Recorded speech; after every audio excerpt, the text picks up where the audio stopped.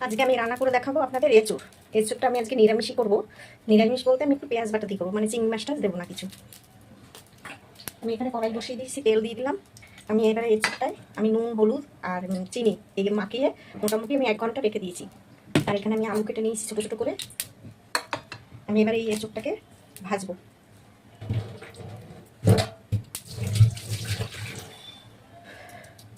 এঁচোড়টা আগে আমি ভেজে নেবো, তারপরে আলুটা ভাজবো। চলো,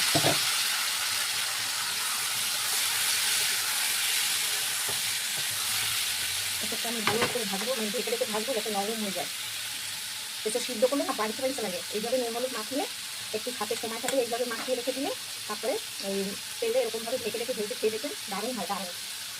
আর সিদ্ধ করে নিলে কি ভেতরে একটা জল ঢুকে যায়, তখন মানে পেটে একটু পাঞ্চে পাঞ্চে লাগে। আর এইভাবে এঁচোড়টা রান্না করে দিলে পাঞ্চে লাগে না। এঁচোড় ভাজা হয়ে গেছে, একদম সুন্দর ভাজা হয়েছে। এই যে ঢেকে ঢেকে এইভাবে ভাজা, এঁচোড় নরম হয়ে গেছে একদম।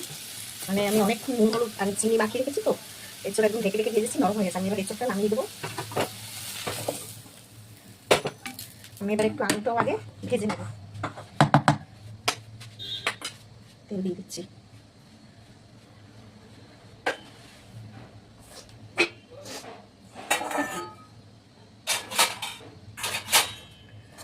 আলুটা আমি দিয়ে দিই। আলুটা একটু ভাজবো আজকে হালকা, খুব একটা বেশি ভাজবো না।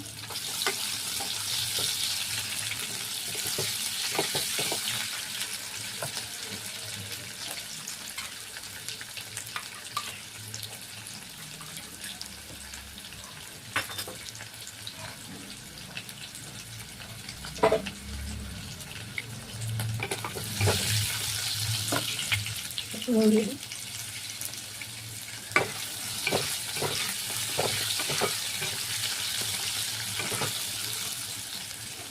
আলুটা ভাজা হয়ে গেছে, তুলে দিচ্ছি। এবার এই কড়ার মধ্যে আমি জিরে ফোড়ন দিয়ে দেবো। জিরে ফোড়ন দিচ্ছি।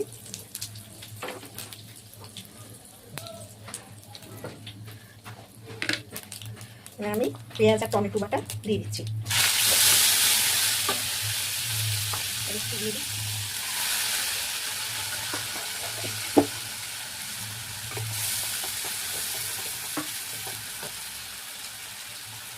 একটু রসুন বাটাও দিয়ে দিচ্ছি।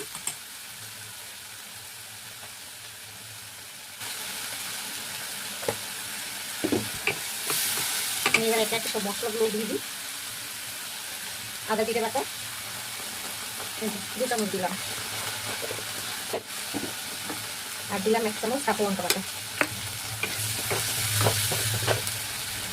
1 চামচ নুন দিচ্ছি, কেননা এই সবে নুন দেওয়া আছে। 1 চামচ দিলাম না, পুরোটা একটু কম দিলাম, বেশি হলে খাওয়া যায় না, কম হলে তবু খাওয়া যায়। 1 চামচ হলুদ, 1 চামচ কাশ্মীরি লঙ্কার গুঁড়ো।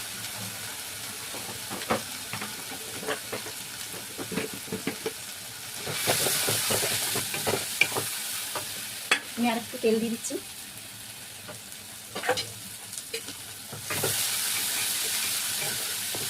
এবার আমি মশলাটা ভালো করে আগে কষাবো। মশলা আমার কষানো হয়েছে, এবার আলুটা দিয়ে দিচ্ছি।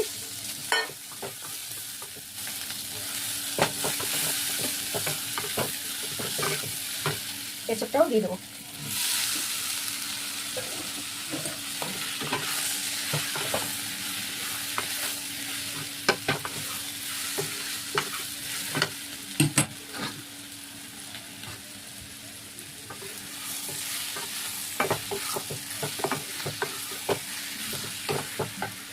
আমার তো সবই মোটামুটি কষানো হয়ে গেছে। আমি এবারে জল ঢেলে দেবো। জল দিয়ে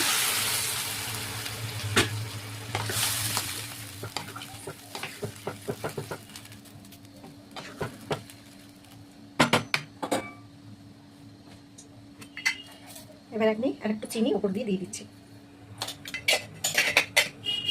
এবার ভালো করে ফুটবে, জলটাও একটু টানবে, তারপরে নামিয়ে দেবো। কত সুন্দর হয়েছে। এই জন্য না সিদ্ধ করে এইভাবে একবার রান্না করে খেয়ে দেখবেন।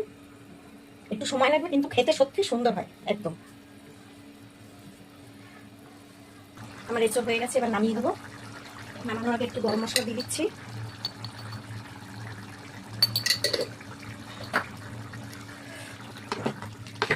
সুন্দর হয়েছে, মনে হচ্ছে মাংস রান্না করছি। দারুণ সুন্দর কালার হয়েছে। এবার আমি নামিয়ে দিই। এই হলো এঁচোড়ের তরকারি আমার। কেমন হলো আমার এঁচোড়টা কমেন্টে জানাবেন। আর সবাই ভালো থাকবে, সুস্থ থাকবে, আবার দেখা হবে।